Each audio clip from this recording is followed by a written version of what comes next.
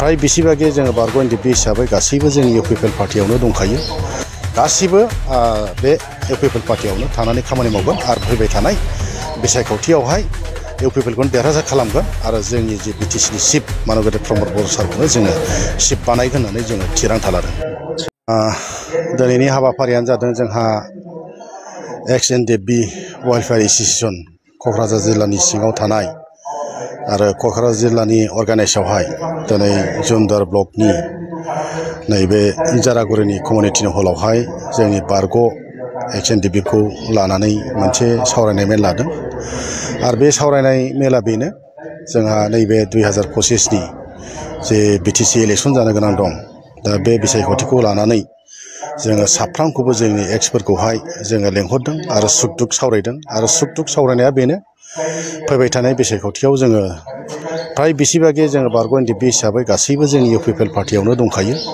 आरो बे हिसाबै जोङो बेखौनो मतामत लादों जे फैबाय थानाय 2025नि जे बिसायख'थि बेवहाय जोंनि दानि जे बिटिसिनि सोलिबाय थानाय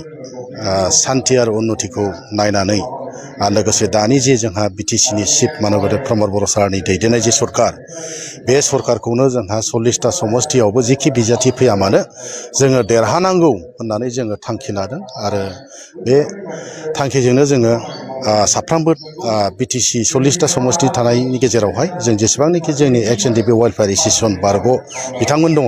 बिथांमोनहा गासैबो मावनो थाखाय साखाफारा जाबाय आरो बेसेबागे गासिबो बे इउपिपिएल पार्टियावनो थानानै खामानि मावगोन आरो फैबाय थानाय बिसायख'थियावहाय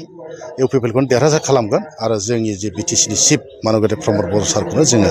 चिफ बानायगोन होननानै जोङो थिरांथा लादों। सोर सोर बाहागो लादों दिनैनि बे सावरायनायाव जोंहा बारग' एनडिएफबि वेलफेयार एस'सिएशन हिसाबै सेन्ट्रेलनिफ्राय जोंहा भाइस प्रेसिडेन्ट मानगोनां बिबुलुग्रा बिथां फैदों भाइस प्रेसिडेन्ट जोंहा बिरुबु बिथां फैदों आरो बेबायदिनो गुबुन गुबुन बिबानाव थानाय दैदेनगिरि सेन्ट्रेलनि बिथांमोना नुजाफैदों आरो लोगोसे जोंहा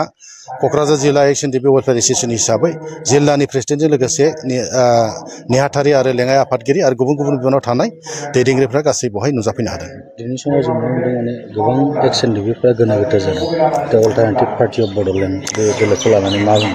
नंगौ दिनै गणतन्त्र देश हिसाबै दिनै गुबुन गुबुन राजनिति दानो हागौ खिन्थु दिनै राजनिति दाबाबो दिनै जों सायख'नांगोन बिजिरनांगोन खारन दानायाथ' दादों खिन्थु दिनै जोङो बयबो गावनि बिबेकजों बिजिरनांगोन जाय पार्टिखौ थानानै दिनै देरहागोन ना देरहाया गुबुन गुबुन जाथि जनगोष्ठीफ्रा भट होगोन ना होआ बेखौ बुजिनांगोन। दा आङो बिथांमोननि सायाव आं बारा बाथ्राखौ बुंनो सानाखै दादों खिन्थु दिनै बिथांमोनहा देरहानायनि जैग'आव गैया आरो देरहानायनि पसिबिलिटियाव गैया बेनिखायनो आं खावलायदों दिनै जोङो गुबुन गुबुन पार्टि दादोंबाबो जोङो बेखौ सिन्था खालामनांगौ दरखार गैया जोंहा इउपिपिएल दं मोजां सरकार सालायदों गोग्गो सरकार सालायदों सान्थि फैदों बयनिबो सायाव मोनसे फोथायनाय फैदों मोनफ्रोमबो जाथि जनगोष्ठीया दिनै बरायदों सान्थिखौ लानानै आरो बयबो दिनै इउपिपिएलआव हाबनानै जबदान जानानै दिनै खामानि मावगासिनो दङ।